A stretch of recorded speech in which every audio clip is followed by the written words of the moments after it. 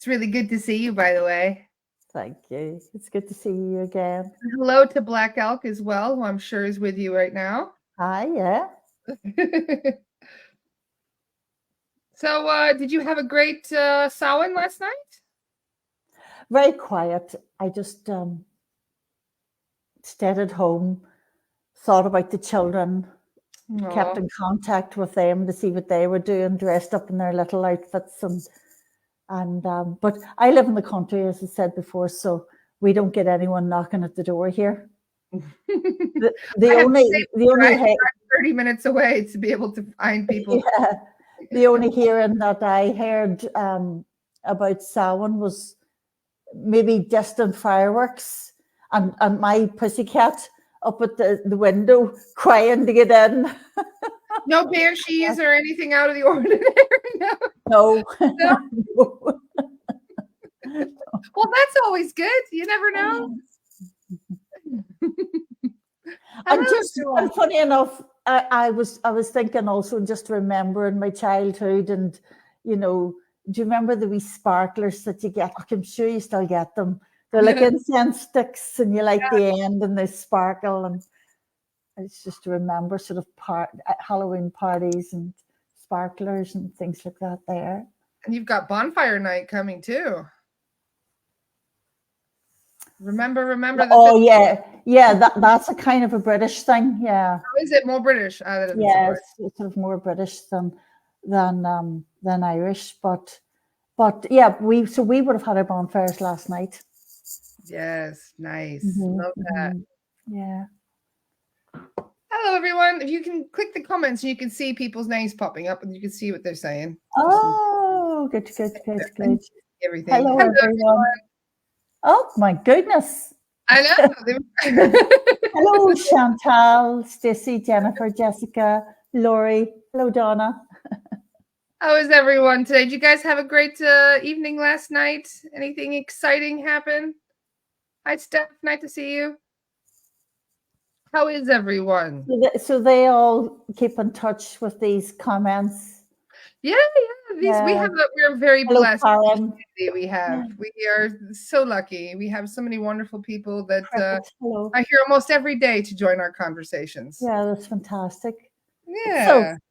So yeah, we were talking about downloads. Yes, we've been getting you and I both have been getting a lot of intense downloads the last few days. What have yours been like? Oh, I thought I had finished with downloads, because I started way back in 2007 with downloads, and they came thick and fast, one after another. And then I thought I was finished with them, with sort of making them into downloads that I could share, activations and that I could share with others. Yeah. And the last one was maybe about 4 years ago, and then this morning I had another download. How do you know it's coming through? Is there like a sign that you get? Well, I never thought that way before about it, but there is a kind of a feeling that comes with a download that gives me a very sort of, as if I'm in the flow of passion. Nice. Love that. Yeah, as if I'm in some kind of relationship with spirit. That's things are happening. There's, the heart's beating faster, the energy's flowing faster. I'm getting warmer. There's a feeling of excitement, and expectation. So, yeah, there is a sort of. Before when I don't really notice that the download's taking place, then the sort of the indications that they are taking place is hearing Black Elk's voice saying specific words or word or whatever. And then I pay attention, and then I see something in front of my eyes. I'll see a picture of something, and then the download starts to happen. And it's like, it's instantaneous. The download itself. It doesn't take, right, I'm listening, okay, I understand. It's not like that. It's, oh, I've got it. Yeah. Yeah. That's what mine are like. My downloads are like having an epiphany moment where you're like, aha. Yes, yeah. Insights and downloads, same things. And, you know, I'm thinking about J.K. Rowling, who wrote Harry Potter. She says she was on the bus and it just came to her, this boy with the glasses and he's a wizard, and the whole story just came to her. That's kind of No, what but it's you like. wonder how much is us and how much is downloaded from others or downloaded from the cosmos itself or downloaded from other versions of ourselves. Other versions of ourselves, yes. That's more likely. Yeah, that's right. Other dimensions of our own consciousness. You know, places that we haven't been to for lifetimes even. Yeah. Maybe even Black Elk says generations. That means maybe even civilizations, you know, thousands and thousands of years. And suddenly a piece of ourself will come back. I get this vision, for example, in the moment, I'm getting this vision of a starry sky and all of these shooting stars all joining up with each other, you know, to be, you know, one big light, no, sort of thing. So that's how I get my downloads. I get maybe a word and a picture, and then I'll feel the excitement and the passion and all of that. And then suddenly, oh, yes, I know exactly what's happening now.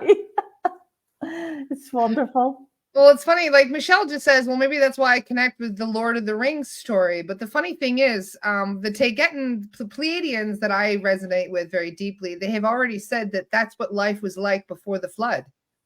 That the whole world was very much like in the Lord of the Rings story, where you lived among elementals and you had real magic and you had things like dragons and unicorns and things around, which were absolutely real and are still real, but they're just in different frequencies, different dimensions.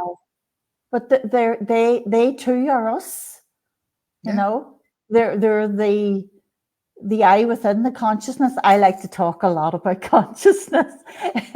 In any conversation, you might hear me say consciousness maybe 50 times.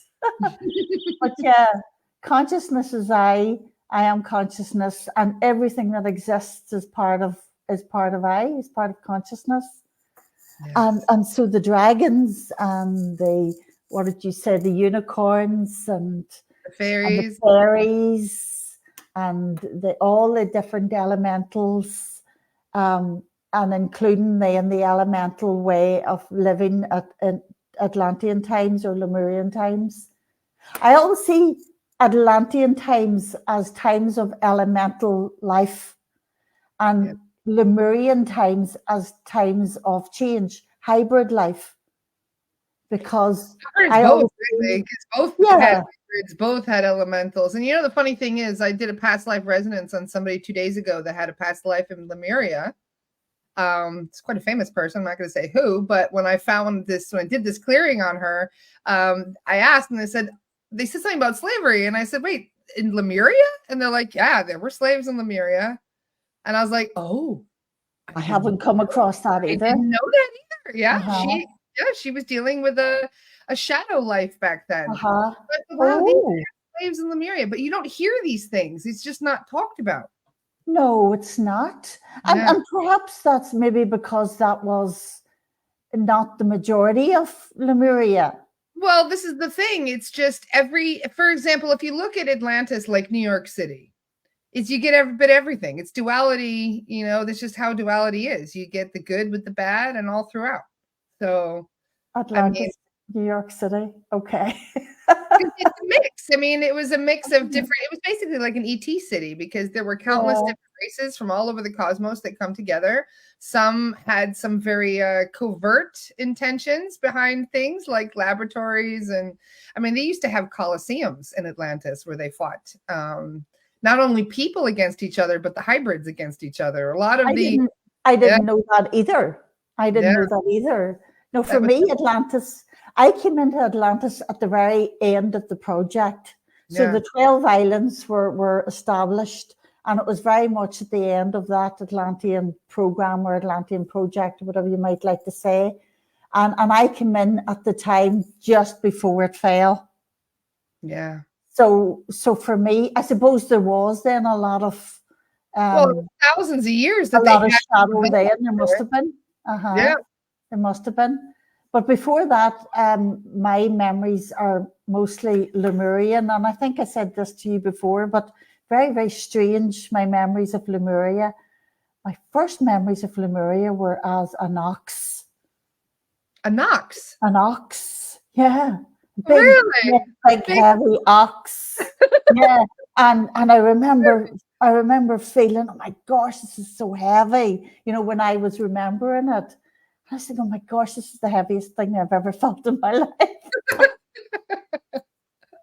Oh, that's funny. It must have been very strange to be in such a big, heavyweight body as well.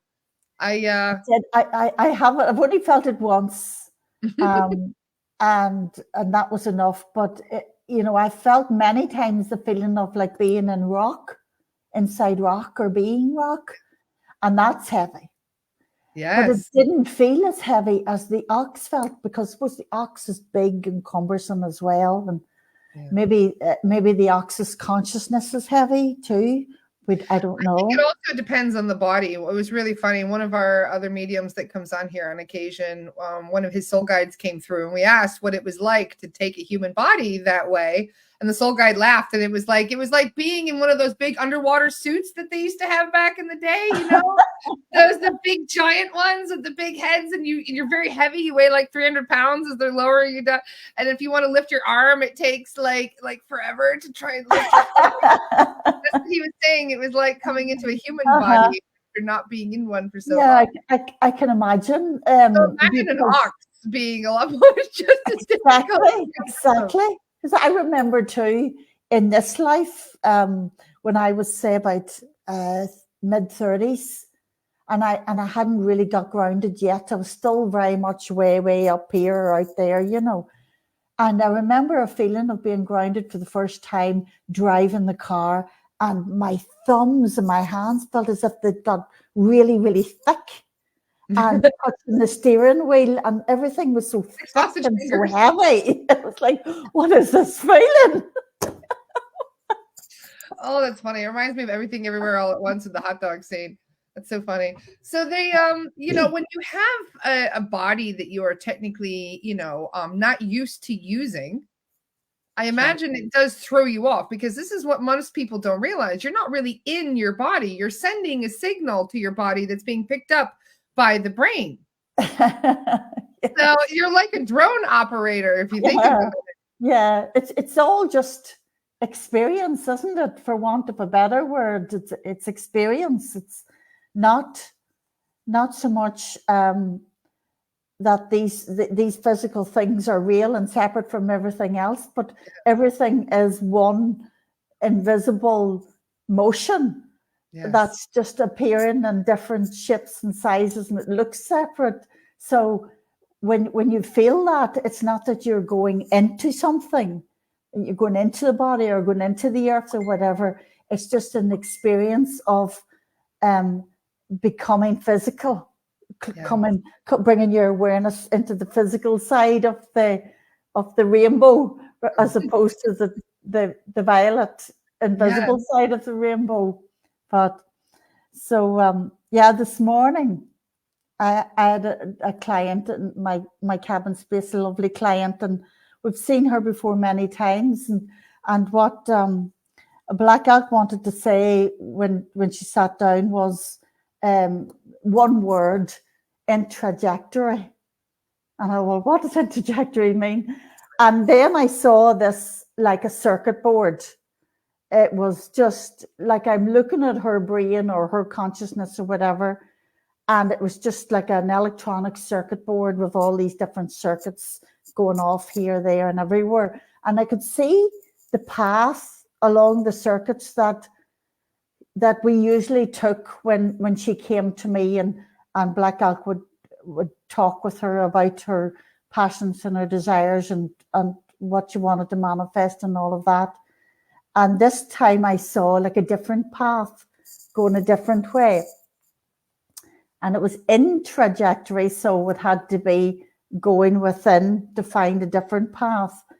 And I could see it all sort of straight away. And the first thing that I did was, and she thought this was very strange, the first thing that I did was I stood up and went into the cabin and got all of my, what do you call them? The names evading me. Singing bowls, crystal singing bowls. Yeah, this comes with menopause, don't worry about it.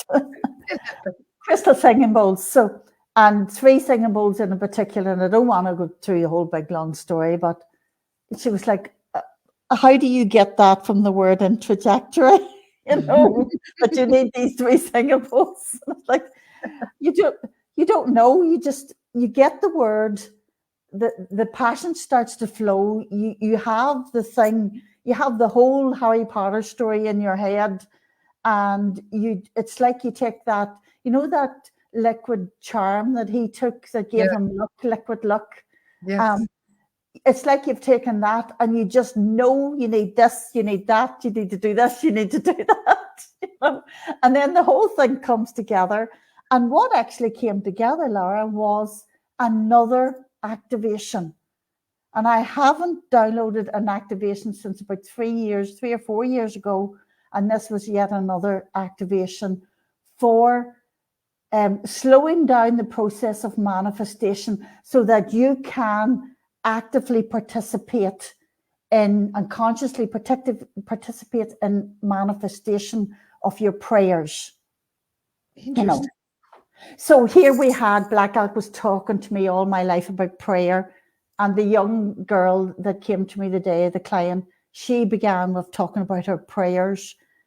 And so we took, and she went like me, she went from the idea of prayer as in Our Father who art in heaven, hallowed be the name, this sort of Christian prayers, to spiritual prayers, connecting with her heart, sending forth a sort of projection of what she desires, and to what we did today, which for me, I thought was just, it could be a breakthrough for a lot of people with regards to manifestation. And certainly it's something that I'm going to harness from now on. I always did understand the process of creation and how that works and how transubstantiation works, but I had never really harnessed it consciously in a way that I went through steps through using my body to actually manifest something and say, okay, there it is, and I am very confident that this is now. And then it's just a matter of waiting for the physical world to catch up with that manifestation. So expect it immediately, and it'll come when you're not looking. I love that. I literally cleared a client yesterday who had the ability to manifest with her hands. It took her several lifetimes to do this, but if she would focus her intention, she could manifest anything with her hands. My goodness, isn't that wonderful? Like, you can manifest gems, you can manifest coins, you can manifest anything. You just visualize, and then she would create it in her hand. And they said she didn't do it now in this reality, but she can still manifest extremely fast because she never really lost that gift. But the advice they gave her was to manifest intelligently, because so constantly it's like you have a magic wand, and if your thoughts are not in alignment with what you're trying to manifest, you're gonna blink the things you don't want into existence. That's right. And vice versa. Well, we all do have that, which is the chakra system. That's the elder wand. Yes. Of the Harry Potter symbol, the elder wand. That's our magic wand. And if that's not in alignment, if our thoughts and words are not in alignment with that, then it's like the boy with the broken wand. Very careful what it's manifesting. Everything right. You remember that one kid that had the broken wand, and everything you would try to catch. Oh yes. Yeah. Yes. Seamus? Was it Seamus you called him? Neville, I thought- think it was. It was Neville. Is the one with the broken. Oh Yeah. yes, that's right, One. Neville. That's right. Seamus was the one that always blew things up. Yes, that one as well. I love Why it. are we talking about Harry Potter? It's real, technically. Call me crazy all you want, but I truly believe in magic. I've had guides recommend people to make wands for manifestation, where you literally go out and collect things like sticks and copper wire and crystals, and then you make your own wands for manifestation. And it's a real thing. It actually works. It is. I mean, we talk about it in different concepts, different labels and different ways we think about it. But we actually are going back to the times of Atlantis when you have wizards, which is, magic wands. One of my very dear friends wrote a book called A Hypnotist's Journey to Atlantis. And there is a scene in the book. It's a brilliant, brilliant book. But it's kind of sad. But she talked about the older form of Atlantis when they were training druids there, because the druids were trained in Atlantis. They were trained to be able to build things. They were trained to be able to connect with the earth. They were trained to work with elementals and with nature itself. And so when they left Atlantis, when they realized that they were slaves and said, all right, I'm leaving, that knowledge was considered stolen. Right. So when they left and went to places like Ireland and Scotland and other like Egypt, etc., and that magic started to change form and take new words and just start to be more defined in different areas, they decided to come in and try and wipe out that knowledge through witch hunts and the crusade, all of those things. And in the book, it actually mentions this higher self of one of her clients that she was had under hypnosis. And they said that the original white people from the planet were these druids that came over, and that they were basically brought to places like Ireland and Scotland. And then when that knowledge was, because they would dance with the fairies, they would end up connecting with all these elementals. But then that knowledge was not only taken from them, but they were killed for trying to disseminate it. Goodness. And this is one of the reasons they argued in the book. This is one of the reasons why there's no knowledge about our origins, because they were wiped out completely. Wow. That indigenous people have more knowledge about their origins than we do. That's right. Even though they were systematically wiped out, because they were also That's very true. Yeah. So I'm not surprised that so much of this knowledge is coming back now. But it's coming back now in the form of downloads by force. Then, to quote another famous film series, the what do you call the one with the guy that the Matrix? The Matrix. Yes. And the downloads. Yes. And the way that, and there is a kind of a feeling of that, because after I have a download, that evening especially, yes, I'd be so tired, and my head was so tired, and it's like you can imagine my brain was going like this all day. During the download, and my eyes were like, like a seer or whatever. You can imagine it was doing that all day. And then by the end of the day, I'm exhausted. The day after I have a download, I am absolutely exhausted, mentally exhausted.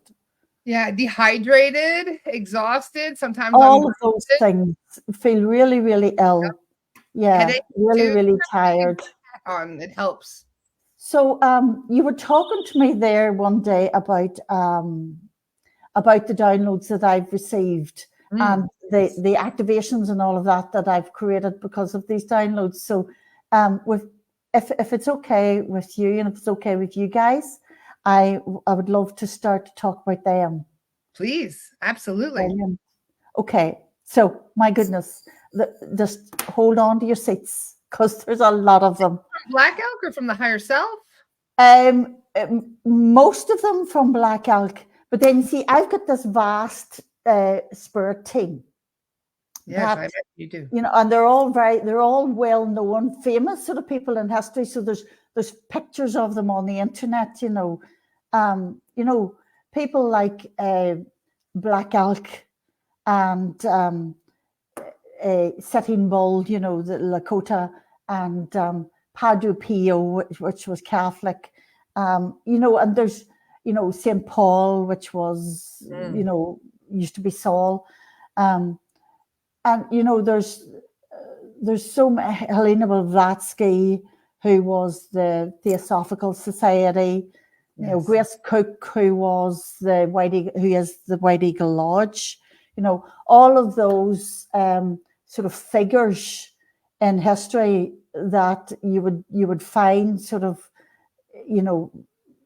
information on the net about. I was building this, or Black Elk and I were building this team of people that matched our soul frequencies, that people that were on our soul lineage. For example, I was Black Elk, but I was also Grace Cook's energy, and that was a sibling sister to Helena Blavatsky's energy, to Sitting Bull's energy, who's equal to St. Padre Pio's energy, sort of a way. So we had this wonderful team of 12 spirits, including myself, that was what I called the Two Road Spirit Team for so long. So when I began to channel downloads, the first things that came were my 4 books, 1, 2, 3, 4, just like that. And that's how Black Elk told me it would happen, just 1, 2, 3, 4. In fact, he said to me that I was on an airplane at the time, and he asked me to pick up the In-Flight magazine, and I picked it up and opened it up at an article about J.K. Rowling, again, her. One of my have-to meet, she's one of my have-to-meet list. And so he says, like she did it, one book after another, that's how we'll do it. And I was like, oh my God, 7 books. Well, you already got most of your over halfway through now. Well, here I do have 7 books, but 4 of them are novels, and the rest are short ebooks. That's enough.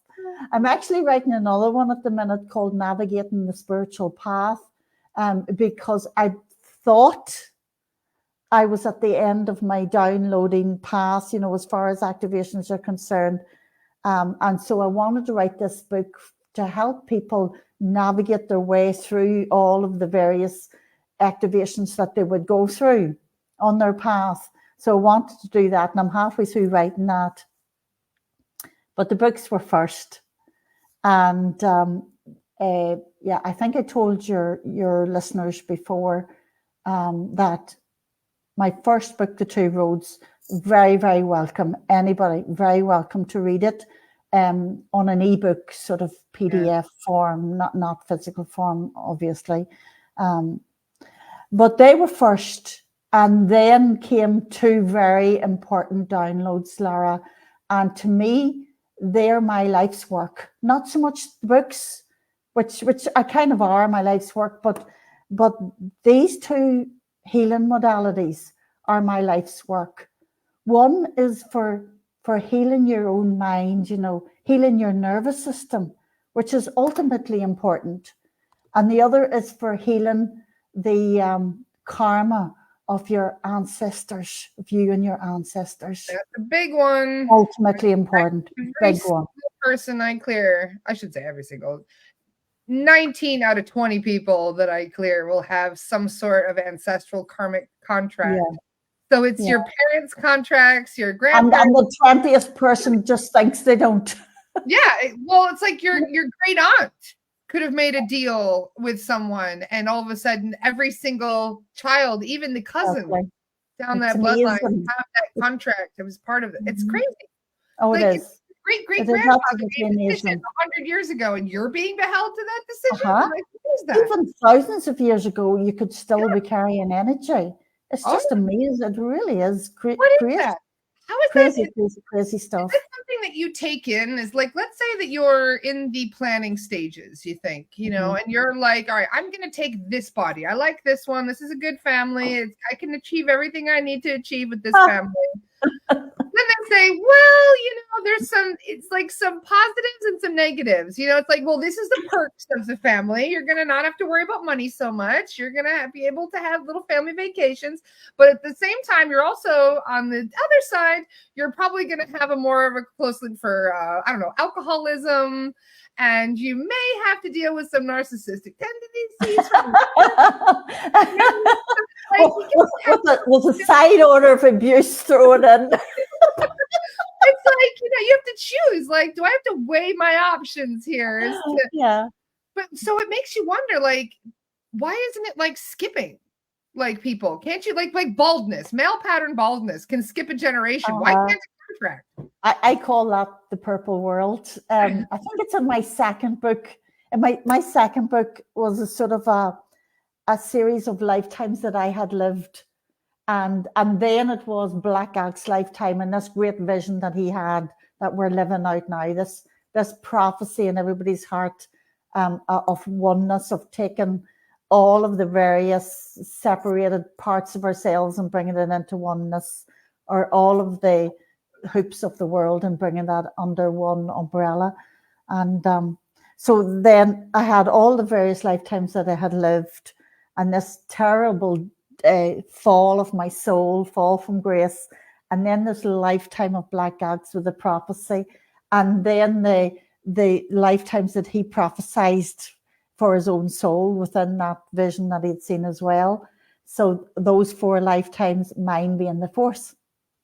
And the whole book talks about this in a way that whoever's reading it will say, well, okay, the writer's talking about her lifetimes, but they may as well be talking about mine, because my path went exactly the same way, and everybody's path does. It's not a coincidence. But part of it in the lifetimes that Black Elk had to live was a little Mexican girl called Maria, and she was only 4 when she died. She had an accident, a wall fell on her, and she was in a coma for several days before she died. And her grandfather used to play a game with her, and she would go into the stars and she would visit the purple world. So she was really going up into her crown chakra. So she'd visit the purple world, and in the purple world, everybody would get the chance to decide what they're going to do next. Wow. So all your ancestors would be there, and all your spirit team and all the wee fairies and everything that was important to a 4-year-old. So it'll look different, I guess, for a 94-year-old than it will to a 4-year-old. But she went to this purple world, and she had this opportunity of really understanding how things had gone for her soul so far and how she could make that better. And I mean, the idea of suffering didn't even come into it. To her, it was always about evolution of her soul, of creating heaven on earth. That was the words that I used, creating heaven on earth. What we're here to do. Yeah, I suppose we're here to do. Merging love and fear so sublimely, so perfectly that love overcomes all fear, and there is heaven on earth. And so that's the purple world, and that's the place we go to when we're doing our ancestral work. But here on earth, we can do our ancestral work, and it's very important for our individual selves or our individual lifetime for us to heal. So I had begun to do this at the moment I began to do healing. Like most of you guys, I was initiated with Reiki, and then I would start to practice my Reiki and then find that I'm doing something else as well, that there's a wee bit of Eliza-ism coming in here, not just Reiki, but, a wee bit of Eliza-isms coming in here. Well, Eliza does this and Eliza does that. And, so I started doing all that. Yeah. Serious. My guide's been calling it Laura-isms, and I was like, that's Aye. beautiful. That's so sweet. So now you Isms are so important because every single ism there is in the world is so important. They're all important. They're all part of the whole big ism, the whole big So picture. this is one of the important things that I've noticed about training new students in any form of modality, whether it's Reiki or spirit release or anything like this, hypnosis, is to take everybody's words into consideration. Because Oh even my somebody goodness, who is yes. brand new, somebody that's a new student may have a better idea of things because they have fresh eyes. They have a new perspective. That's right. And everyone That's should right. be heard. Everyone. That's right. And when you're And telling the he, students that they're not allowed to have an opinion, that's when you end up making it dogmatic. yes. So it's always good to hear those It things. was the biggest lesson of my life, guys, because listen, when I was, say, in my 20s, early 30s, I knew no matter what it was, I know. And my mother would have said, should argue a black crow white, and that was me. I know the way it is, that's the way it is. And so my path had to go from that to what it is now, which I know what I know, but I also know that there is so much more to know than I can ever imagine.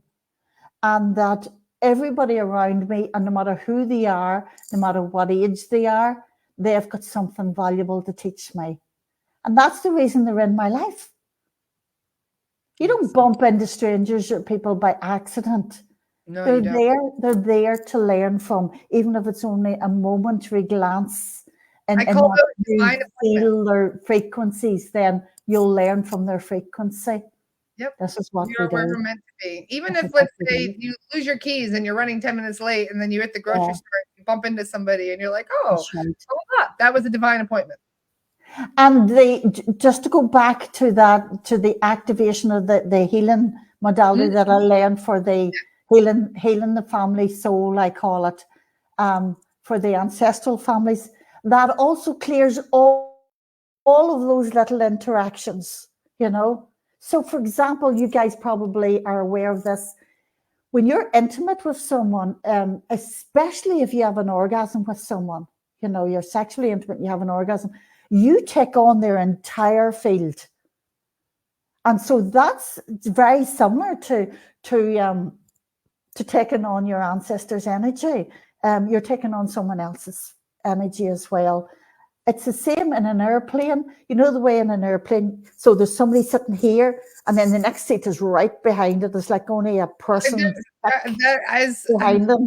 I used to have claustrophobia, and I did cure Oh. my claustrophobia, but that's the only time it still gets re-triggered. Yeah. Yeah. So this person sitting here, you're sitting directly behind. You're like one person thick behind them. Yeah. The plane takes off, and everybody goes like this and like this, and your energy fields, it's happening that fast. All the energy fields are going like this, and you sit in someone else's energy field for a split second. It's all it needs for you to feel their energy. And for empaths, you're absorbing all of that energy. Yes. So when you have a flight and you come off and you're absolutely exhausted, it's not just because you've been sitting in the same place for 4 hours. Yeah. It's because you've been sitting in other people's energy fields and absorbing their energy too. Yep. And so that comes into the play with clearing our energy fields as well, not just ancestral. Yeah. And I love what you had to say about partners too, because as many people have said, it takes 7 years to purge yourself of the energy of a partner. And then you hear that and you wonder why. It's like, well, not anymore. Not anymore. Because that's one of the downloads that I received was transforming your sexual energy field. So the ability to slow down the process of actually shifting your energy field and clearing it of all the sexual sharing that you've ever done. And so because our energy field is a sexual field, that also means not just sexual relationships, but your relationship with your mother, your father, your ancestors, and everything, you know? Absolutely. All of those relationships are very important. Yeah. So that's transforming your sexual energy field. Relationships are very often karmic too. Pardon? sibling relationships and parental Oh, relationships yes. are often karmic. Oh my goodness, of course, yeah. So it's I like you do can't believe, escape the karma. If it was somebody like in your classroom that you're having issues with, it's like, all right, well, I just won't talk to you. Problem solved.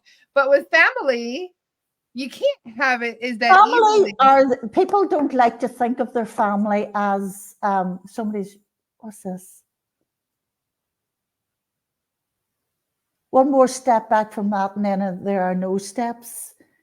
Daniel, yeah, Daniel's really getting into the zone here. He is. Daniel's he's the best. We love you, Daniel.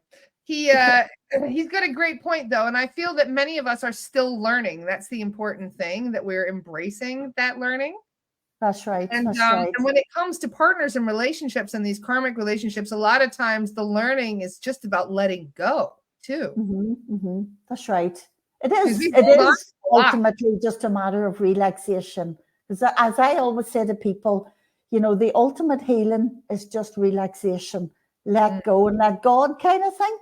So when you come into the body, just physically, not with your head, you know, when you just bring your attention into the body and totally relax, that's your spirit fills the body, and you know that's when healing really happens. Yes. What happens with us, with most people, is that, you know, after a beautiful relaxation therapy, maybe with Reiki or something like that, some kind of hands-on healing, they go out feeling really blissful, but then their thoughts just reconjugate all of that, you know, all of the junk again, you know. So that's where we go wrong. But I do believe, Lara, that as a human race, you know, as an awakened human race, I should say, we are very, very quickly getting to a stage now where healing is an automatic process. It's not something that we have to go through 20 years now with. And you can see that, like, it took me streamlined for it right now. So. Yeah. And you know, like children and young people nowadays are healing so quickly. And people now have a spiritual awakening. They come to me, they start to do my activations and all, and they're like, what's next for me? What's next for me? What's next for me? And they're really learning and they're really changing. And within 6 months or a year, you have this person that's, you know, so bright, so awake, so alert, you know. And it would have taken me 16 years to get to that stage, you know. But that's what's happening now. Yeah. People are brighter. And so the people that are, and there's more people that are brighter. And so the people that are awakening now are awakening into a very awakened state, not just a sort of a sleepy, oh gosh, the world's kind of changing right now state, but oh my gosh, everything's shifting so dramatically state. And that includes their consciousness. So that's kind of what we're doing, I think. There's Daniel again. Daniel, I must go through your comments later whenever I go offline and just read your comments, because I have a feeling that you've got some very valuable things to say there. He does. Yeah, I have a feeling about him. I have a feeling about you, Daniel. So I must, you know, we seek each other out, don't we? You know, yeah. So many people there. I feel like we're all connected for a reason. It's almost like we're a big soul group, you know. And that's one of the reasons why it's funny when a lot of people meet me. They're like, "I feel like I know you somewhere," and it's like, well, we probably met in the in between. Many of us all chose to come down here. We are each other's backup, you know. Wouldn't you love to have $100 every time someone says, "I think we know each other," or we've done some work together, or we need to work together? 90% of the people that we have a relationship with are not from this incarnation alone. Oh gosh, we know them from many other incarnations. Absolutely agree with you there. So healing the family soul. Sorry, I was talking about that, and so that began with working with people's ancestors. One of my team, Conan Doyle, going off and bringing somebody's great grandfather through for healing purposes or something, different things like that. Past lives we worked with as well. So we did all that work, and then it just all of a sudden got consolidated into one healing modality called Healing the Family Soul. But Laura, I want to talk about photon light therapy. Oh my gosh. I've been I hearing got a to lot talk about photon light therapy. You guys just listen. This has been my baby. This is my baby that I am so really proud of. Just wanted to share that last comment really quick. Love you, Anna. Thank you. Anna says, I just finished Eliza's Healing the Family Soul program. I can't recommend it enough. Oh, thank you, Anna. That's fantastic. Yeah. Anna D, I call you as well. I'll not say your full surname. Anna, you're brilliant. Yeah, and her, Anna, you're because Anna does the work herself, and then I am working for her as well on a different sort of level, you know. But when I was working with Anna's ancestors, the energy. Oh my goodness, Anna, I must talk to you about it sometime. The energy that was there was incredible. Coming with us to Ireland in spring, just for the record. Anna is one of the people that comes with us when we do these retreats. Oh, well, then you know her energy. Yeah, you probably get to meet Anna, just for the record. Amazing energy, wonderful energy, really beautifully soft and feminine, but the power behind it, oh my gosh, fantastic. And it's in a great place. It's in a great place. Love that. So Anna, whatever you're doing, keep doing. You're doing it well. Well done. Photon light therapy was something that happened not by accident. It just happened very, very suddenly with me. I was with a young fella who was agoraphobic, bless him. And we were working with Padre Pio's energy healing. And we were doing this. It's a healing modality I call compassionate release. I do it with Padre Pio. And we were doing this with this young man. And as I went to leave, Padre Pio said, tell him we're going to be doing photon light therapy for him over the next 2 weeks. And of course he says to me, what is that? And I says, I have no idea, but I'll be doing it.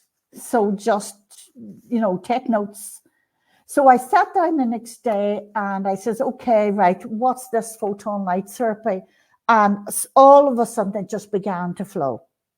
And certain other spirits came in, people that I recognized, and I have it all on my website if you want to read about it. But to cut a long story short, all of these guys come in. There's like a very different healing team altogether. They said, right, we're going to teach you now how to change the physical bodies, the actual illnesses that people are carrying. And so photon light therapy is about healing their nervous system, healing their body, all 4 systems of their bodies. Oh my God, you can imagine I got really excited about that. So photon light therapy became something that I was doing for hours every day for maybe 2 weeks at a time. I would say you don't get as much sun as you would like in Ireland. I got very little sun at that time. But then it got quicker and quicker and quicker and quicker and quicker as I got more adept at doing it. And of course, this was at a time, Lara, when all of us really were doing the healing on a level of, well, you're going to need 3 sessions. It's going to take some time, so it was at that sort of time. It was 16 or 17 years ago, maybe, I don't remember exactly. But, and then it would get quicker and quicker and quicker till it got to the stage where it took me very little time to work with one person each day. And I only had to work with them 5 days. And so there's 5 stages in it. But it blows, I think, for me, I think photon light therapy blew everything else out of the water. And I really began to do this with a passion, and it was my baby, and it changed and it changed and it developed into what it is now. And the reviews are amazing, guys. Go on to my website, go to the caption, the heading healing, and you'll see in the under captions, photon light therapy. You'll see all of my healing modalities there. go to photon light therapy, read how it happened, read the reviews. Amazing. People are actually physically changing their nervous systems. Oh, that's amazing. Yeah, it's great work altogether. The soul guides are always recommending light therapy in all forms, whether or not you're trying to heal the chakras or trying to download light codes or just trying to heal the light within yourself. That's right. There's just so much that can be done with that. There's so much. And that's the beauty of photon light therapy, because photon light therapy takes in the science of all kinds of healing. It takes in the science of the body, equals that with the science of creation itself and how it works, and also the chakras and the different ways that intuitive nervous system works, and the what do you call it, the sympathetic nervous system. So it takes in all of that. So it's an all-rounded therapy that works on 4 different levels: mind, body, spirit, and emotion. And it works on your some of this myself. Thank you. Yeah. So works on your energy system. Sorry, it works in your energy system. In person? It works in your lymphatic system. Sorry? Do you have to be in person for this? This is something No, that's no. It works on all systems of your body, all 4 flows of your body: your circulatory system, your respiratory system, your lymphatic system, and of course your energetic system, your spiritual system, your nervous system itself. So your endocrine system. No, you don't have to be in person. I have done it in person with people, and it was just too powerful. It was way too powerful to do with one sitting, because several people would have come, and each one of them would have had such dramatic physical experiences inside their body that it was frightening for them, because it was such an unusual experience for them to have. It was a little bit frightening for them, and it left them exhausted, and it would have taken them a couple of days to recover. So we stopped doing it in a sort of a physical one-on-one in the etheric field. So how we do it now is you are given certain exercises to do at home, and I do the actual photon light therapy work here in 5 different stages throughout 10 days. So it needs to be doing it over 10 days, because over 10 days. When I do psychic surgery on people through spirit releasement, through mediumship, psychic surgery, some of the soul guides will say, well, we can't do this all right now. It has to be done slowly over the next week or so. Yes, I'll say like, oh, why is that? And they say, because it's too entangled, or they'll say it's too intense, or it needs to be done delicately, or there's too much to purge all at once. Yes. Or we're not trying to we're not trying to start a healing crisis. You know what I mean? Yeah. Like, a lot of things. For all of those reasons, absolutely. And also because with photon light therapy, the psychic surgery that I would do whenever I started doing photon light therapy and was doing psychic surgery within it, it was so intense that people would actually get the pains of being opened, and also as if they were having real surgery. And as I say, it was too frightening. It was too much like, oh my gosh, no, I don't know about this, And yes, they would have got well, but not after having gone through something. So, for example, if you go to a hospital and you go through the process of the treatment in the hospital, that in itself, it can be painful. You can suffer from it. It's tedious. It can be harmful to your psyche, rather than, Laura, you said it there, the magic wand, So this is somewhere between breaking healing systems down and traditional medicine and all the rest, and traditional surgery and everything, and a magic wand. So it works on all 4 systems of the body. It works on all 4 levels of creation and transformation. It works on on slowing it down so much and allowing you to participate with the exercises that you're doing so much that you can actually experience every level of it or every stage of it in an easy way. And it does things in a very one. It's like, for example, one of the parts of photon light therapy, the oxygenation stage, is the fourth level of creation, where etheric body is manifested. And I've had to learn over many years the process of creation from my spirit guides in order to do photon light therapy.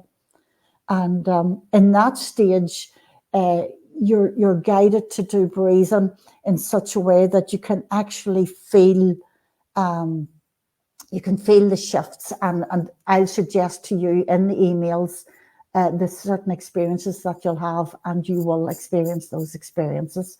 For example, in stage 2, I sent you an email and I will have said, you will be feeling a little stuffy today, as if you're getting a cold. Everybody comes back, oh my God, yes. I thought I was getting a cold. Shit out the tap, so to speak. Yeah, because the spirit's doing psychic surgery on the third eye. For a very specific reason, and I'll give you a wee insight into that reason, because how many of you guys, and I bet you even you, Lara, and I've said it myself in times gone by, how many have said, I've experienced wonderful healing by myself or with others, but everything keeps going back to the way it is.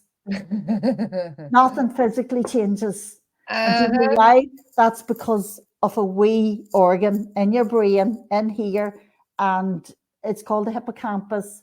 And in this third eye operation, the hippocampus is subdued into submission. So that the higher frequencies of the work and the photon is coming through. Yes. Without the hippocampus playing ball with your healing process, nothing will ever change. This is the key to change. And this is not something new. So photon light therapy uses that psychic surgery, but this has been done for thousands of years. Thousands of years. For that knowledge they didn't want us having. You know. Part of that, yeah. So in Atlantis times, for example, Lara, I guess this would have been done.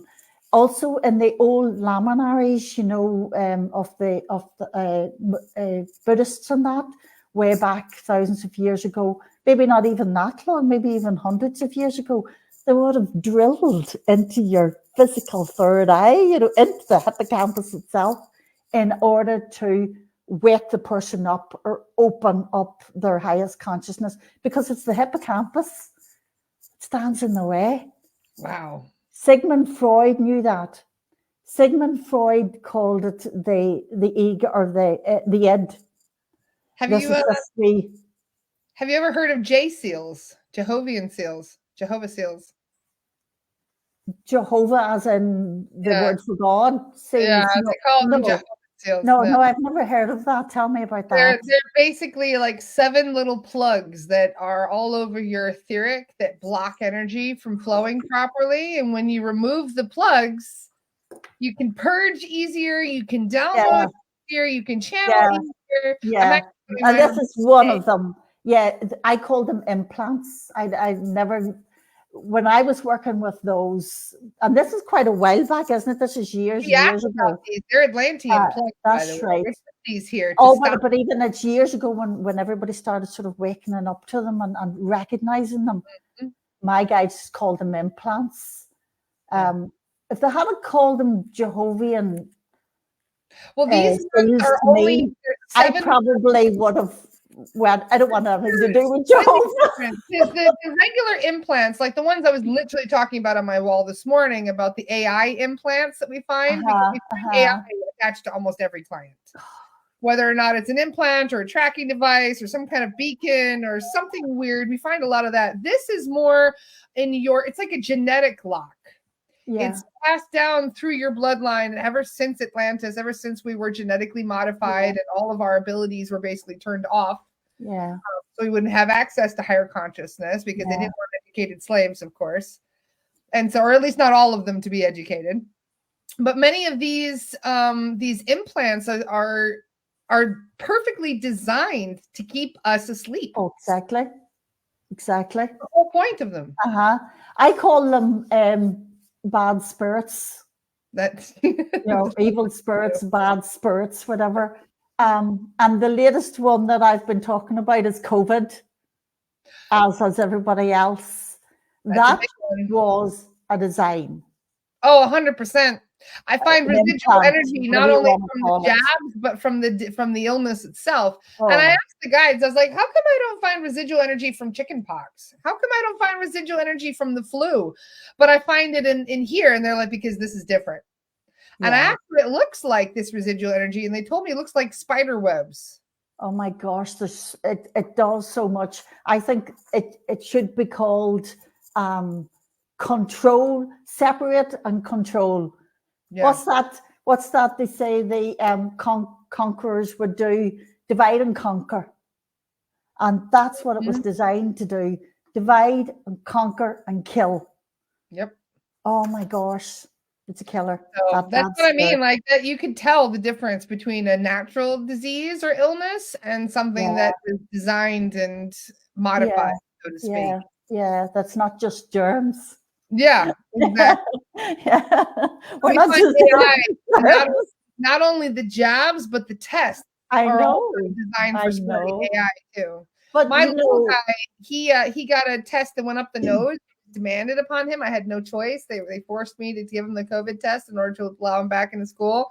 He lost his sense of smell after that. He hasn't smelled anything since. It's been 3 years. So my little guy can't smell anything after that.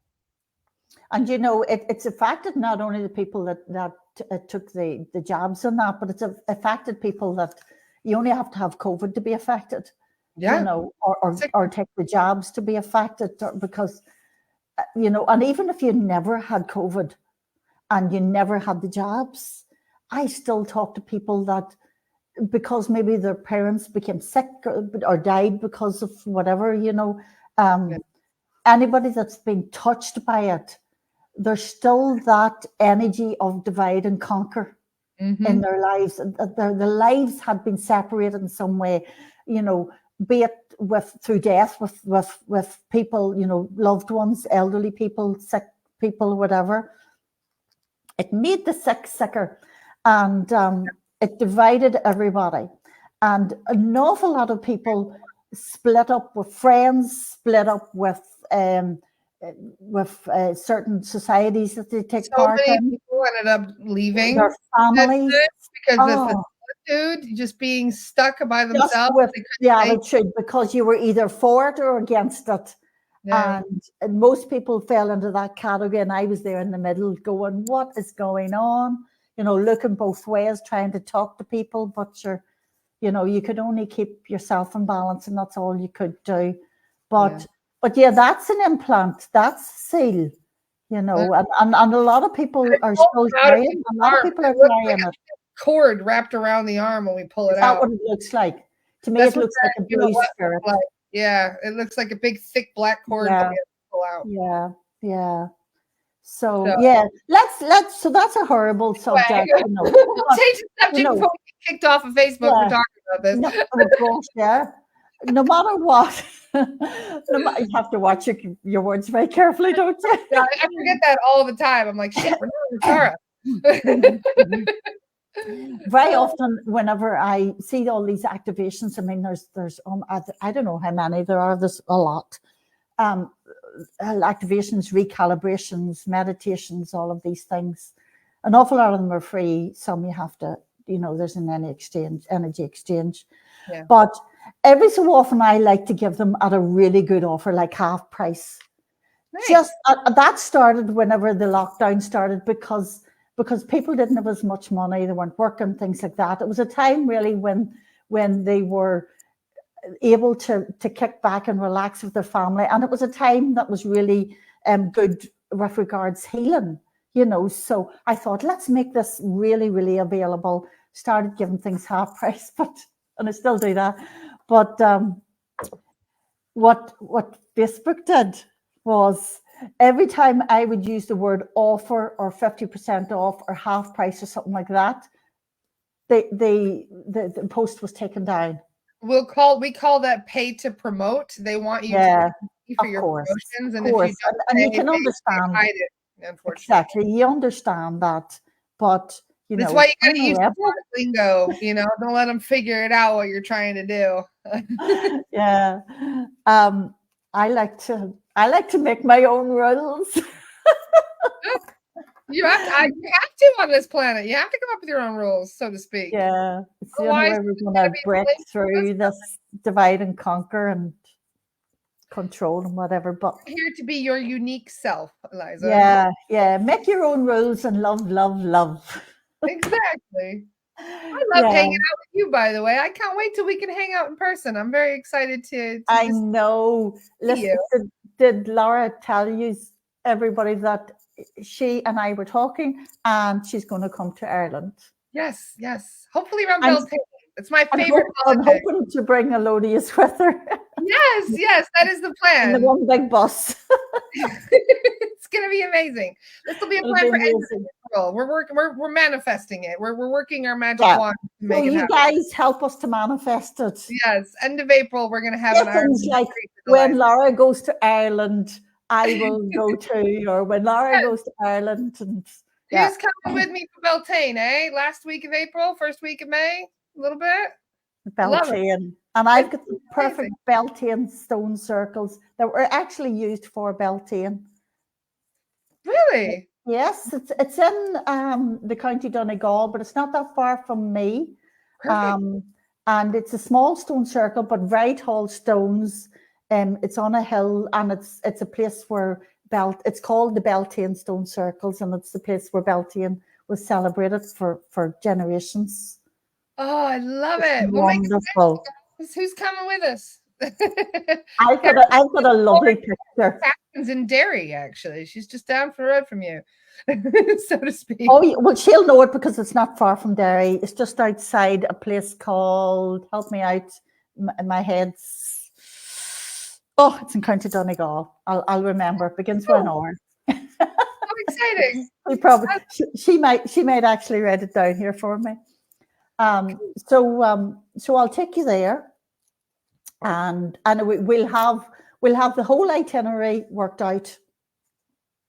Oh my gosh, an itinerary! I didn't know it was going to be an itinerary. Okay, so we'll have it all worked out. But I once I had Healing the Family Soul and Photon Light Therapy and Transforming Your Sexual Energy Field downloaded. Oh my gosh, transforming your sexual energy field came from the Maoris. These spiritual Tohongas that were Maori Tohongas way back in the day, and suddenly they were all coming around me. I was over in Greece at the time. I was doing teaching my shamanism course in Athens at the time, and the woman that was holding the space for that, she's very, very amazing light worker, and you want to see the work that she does with removing plugins and stuff. It's unbelievable. Love that. Her name is Meredith. Oh gosh, I must get the website for you, and you can let people know. The best part about this job is the networking. You know, getting to meet Meredith Pavlidis. Meredith Pavlidis. Thank you. Google that name, Meredith Pavlidis. She's got an amazing website as well, full of activations. She does photon light therapy. She does Healing the Family Soul. Oh, love it. Because I teach people to do these things now and transforming your sexual energy field. It's the only 3 ones that I do teach, besides the shamanism. And this is where on your website is this? Is this under your? You'll find it if you go to just that HEN website, you'll Yep. see all the different categories: activations, recalibrations, healings, books, Website, symbols. ElizaWhiteBuffalo.com, for those of you who would like Yeah, right yeah. there. Very easy. And you'll find what's free there. There's a category for all the free stuff. You free have so meditations. much great stuff on your website, by the way. Hell of a lot of free stuff. And the last time I spoke to you, Lara, on this site, an awful lot of you guys, and I bet you are here still, contacted me and received quite a bit of the free stuff, some of you are actually doing some of my other activations and that, so thank you very much. I appreciate all the energy exchange that takes. It's what keeps me going. And yeah, what was I saying? Yeah, go there, and under that category too, you will see the free stuff. So anybody that's here that hasn't already hooked onto my website, hook up and let's talk and let's connect and let me send you that stuff and whatever. Wonderful. Whatever. Send me a message. I will always reply to your message. I might not reply the same day, but I will reply. Because here's the thing, guys. It's like you, Lara. You said to me earlier before we went live, you said to me, with your permission to say. Yes, please. Go ahead.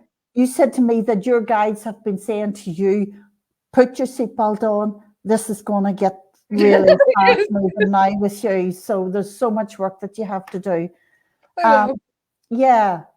And I went through that stage myself many years ago when they said, look, buckle up and enjoy the ride. And that's when all the activations started to come through.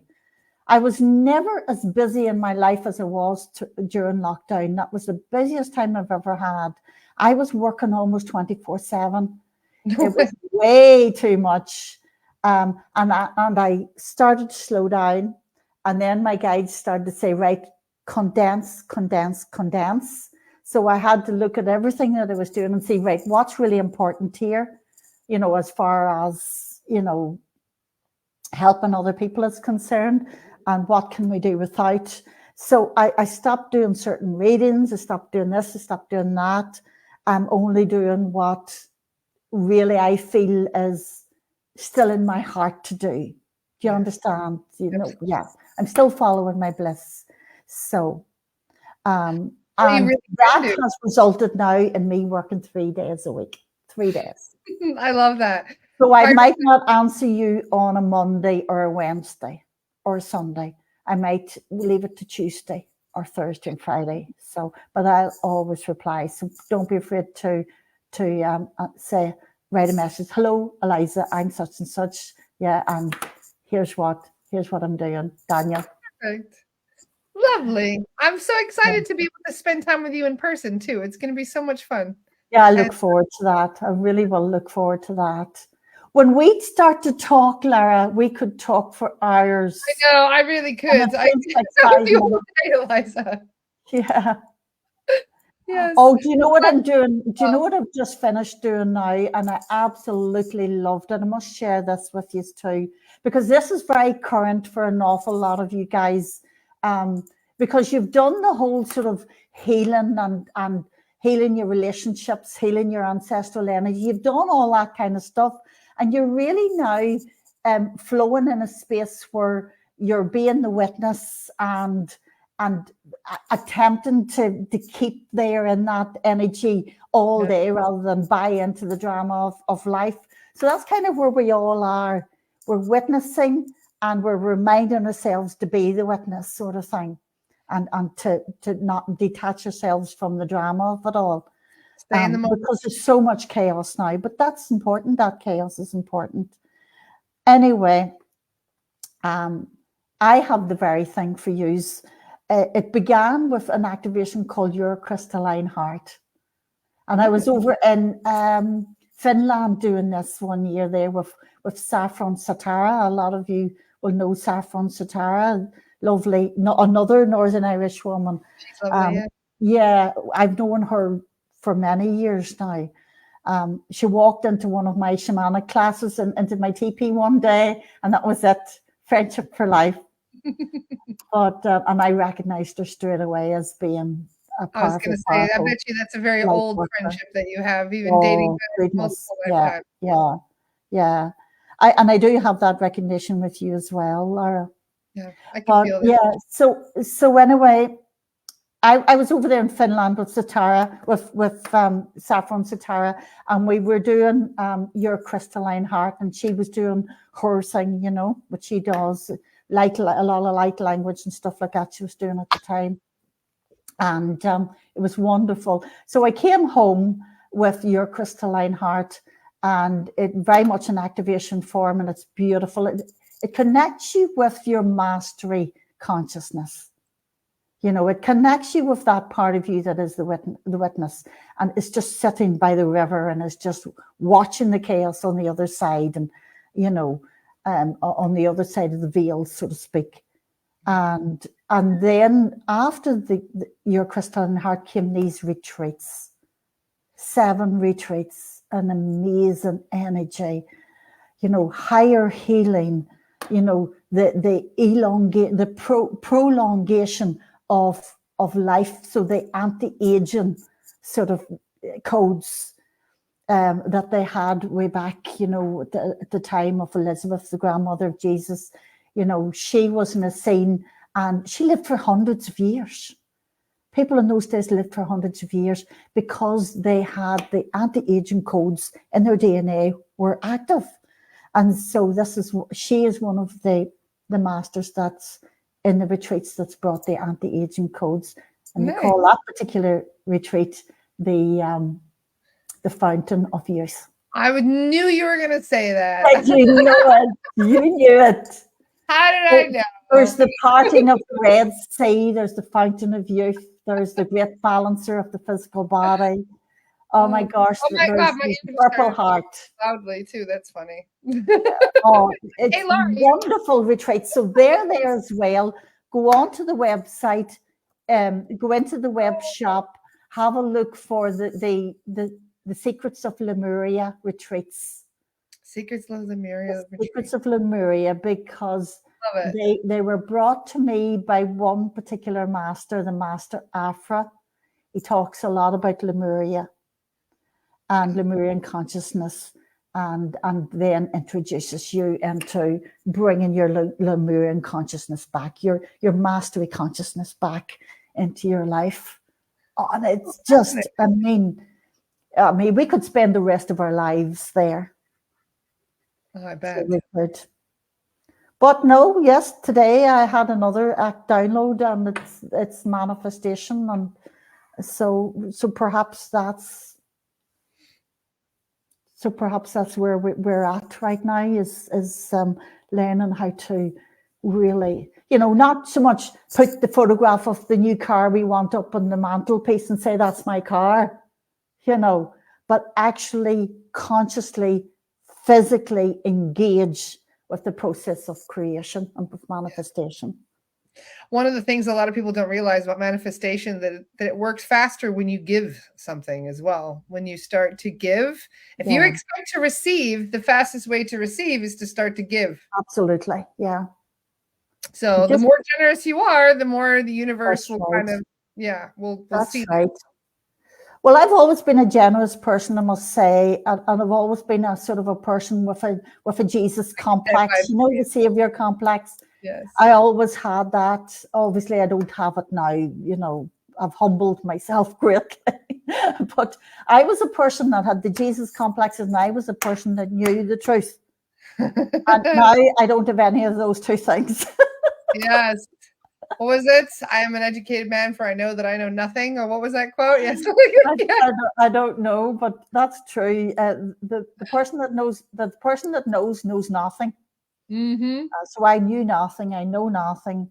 I am nothing, yet I am.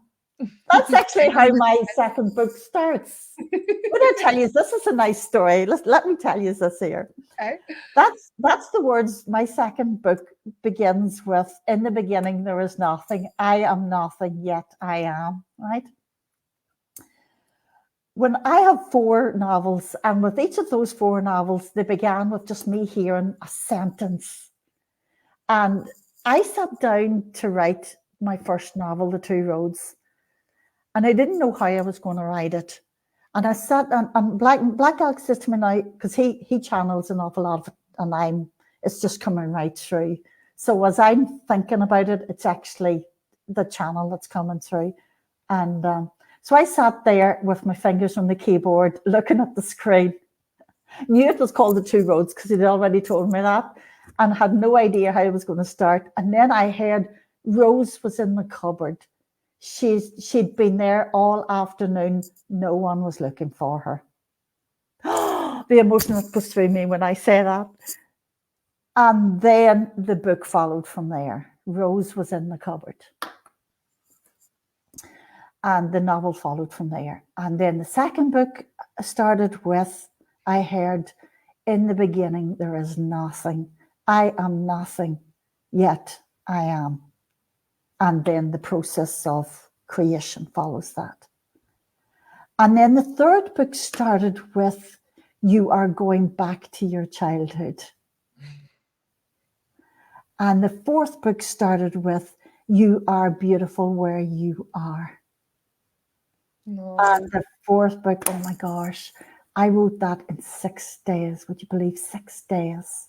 I wrote the full book. My God, Eliza, that's Just channeling from four different spirits, just channeling it straight down through the keys, just right through to the keys.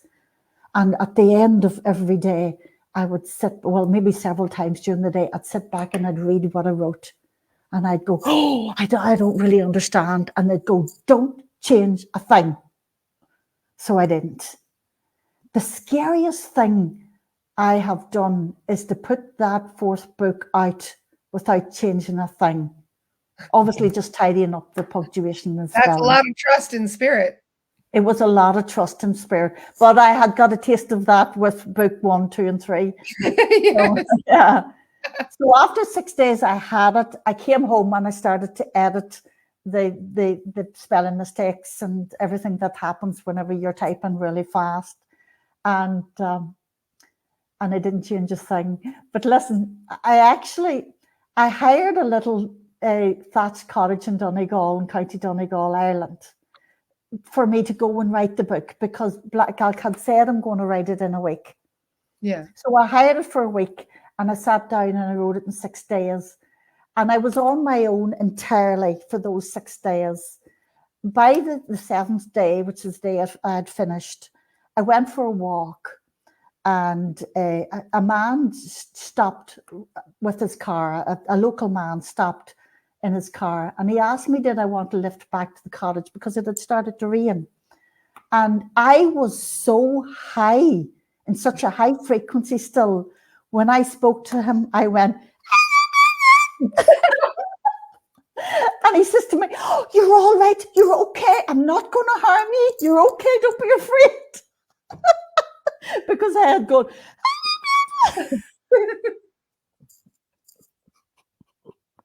I let air out of your balloon a little too actually be in my body. I had gone so high with the channel. You know, it was so funny. Oh, that's funny. That is hilarious. So funny, yeah. And I needed that last day because I needed to eat, and I needed to shake, and I needed to come back into my body. It was so funny. That's how my books were created. That's how they were written, just by listening to spirit, getting the first kind of phrase or sentence, and then just flow. Oh, I love that. When the flow stopped, that's what I'm waiting for with my books. I've been writing these books for 12 years. But the funny thing is, I keep learning new things about reality, and I'm like, well, shit, I have to go back and change that now, because that's wrong. Yeah. You know, because even though it's a fiction novel I'm writing, everything in it I'm putting is going to be true. Well, it wasn't wrong. Those things aren't wrong. They were just pertaining to that time. Yeah, Exactly. they're not wrong. They're just, we're on high frequency, and for the majority of the people that are following here today, they're on very high frequencies. These are all on very high frequencies. Such high frequency that even our guides have said, so like, many people that are like, only just beginning to waken up now that are not on those frequencies. They're still on quite a sort of just a very maybe low fourth dimensional frequency. So they need to know the process that we went through years ago. And my books are like books. It's literally detailing an awakening process from start to yeah. My books are the awakening process. Love it. Yeah, Steve. Book one introduces soul family, and starts to talk about love and starts to talk about awakening up. And that you have 7 souls in a soul group, and you're one of these souls, sort of thing. The thing that you first think when you hear up, and when you waken up. And then the second book starts to go really into expanding the mind. Yes. And then the third book just opens your heart, takes you right back to your childhood. You've got to become like a little child in order to enter the kingdom of heaven, to quote that. And it's so true. You must go back to your childhood. You must go back to your elemental self. And then the fourth book is all about, what happens after you die. What's it like there in the spirit world? What are spirit groups really? How is everybody connected? How do we interact with each other? There's so much. How does physical mediumship happen? How does creation happen? What is time? How can we change time? There's so many concepts like that, and each chapter deals with something different. And it ends up with, like we started talking. Do you remember, guys? We started talking today about just being in the moment and being still, and that healing happens now. And that's the way the fourth book ends up. The moment to return to grace is now. It ends up with that. And see, that's where we are now. Yeah, it totally is. The end of the path. The beginning of starting a new cycle. Arriving. Starting a new cycle. Yep. Creating a new world. Higher cycle, so to speak. Yeah. Yep. What a time to be alive. Learning to love our shadows. Exactly. Because we'll always have one. Oh, I love it. I'm going to show you a link one more time for everybody. This is where you can find the downloads. You can get all sorts of free content. You can find her books. She's got all kinds of activations, meditations, Gatekeeper. I mean, you've got everything on your website. So make sure that you guys thorough look on her website. There's all kinds The Gatekeeper is your spiritual filter. Yes. So empaths should do Gatekeeper. Not that they should, but they would. It would be good for people that are very different roles. Sometimes you have a protector guide. Sometimes you have a companion guide. Sometimes this is harnessing. People make the mistake to think that shamans have gatekeepers. Shaman of these guides, protector guides, mediumship guides, all the life guides, all of these. Everybody does. Yes. Everybody does. Shamans are the people that have harnessed this in an earth-based religion sort of way, that are connected to the earth, work with the earth, and work with the spirit world at the same time. So everybody has them. Shamans are the ones that know they have them, and call them, give them the names that they have. Yeah, the ones that know they have them. Well, thank you so much, Eliza. Really, our conversation went so quick, eh? Even though it was 90 minutes long, I didn't realize we chatted so long. That's my hour. It's always fun to hang out with you. I love chatting with you. There's so much more we could talk about. And if you guys want to talk about something specifically with Laura and I, just tell Laura or tell me. Well, I'm going to have you back at least every few weeks or so, just so we can, okay. Well, I'd be very happy to come back. Oh, wonderful. Yeah. Well, thank you, everybody, for joining us today. I just want to promote really quick what we have on Astara for today. So we have the Spiritual Shenanigans with Dr. Scott and friends. That will be at noon today. We also have the free light language transmission with Tara Franklin. And then we also at 4 p.m. we have the Pendulum 101 with Lori Rossi, if you guys would like to learn how to use your pendulums. And then we have the Illumination Codex Book Club with Michael Garber. I mean, and then we also have at 7:30 the Divine Breath live stream to learn Qigong. So our we're full up today. All sorts of wonderful things. I know, some right? community you've created. I know. We're so blessed. So we have That's healers. wonderful. You're more than welcome to come and do one with me on Astara sometime too, if you'd be interested. It's off of Facebook. It's a website that we built, so it's more private and it's like a safe space, where we can talk about literally anything. And that's why I laughed earlier. I was like, oh, we should be having this chat on Astara. Yeah, that's what we need. That's what I was going to call you, Astara. No punishment for saying anything we wish. That's right. That's definitely what we need. And a lot of people are creating different platforms in which we can actually share. I'm just trying to kind of rely on email more now, so much more than Facebook, because I want to eventually. When we do those events, it's usually over like a Zoom. Yeah, it's great. Because we must stay in communication with each other, because that's how we're going to do this. We can't do it alone. No one can do it individually. We must do it as a collective to reflect the one within. We must do it as a collective. Agreed. Yeah. Oh, well, thank you so much for joining me, Eliza. I'm so looking forward to it. There's the website for those of you who would like to connect with Eliza. You can contact her through her email and her website. Thanks very much, guys. Love you all. Have a most wonderful, magical weekend, and I will see you guys on Monday. You too. Have a great November. Bye-bye. Bye-bye. Bye-bye. Bye, guys.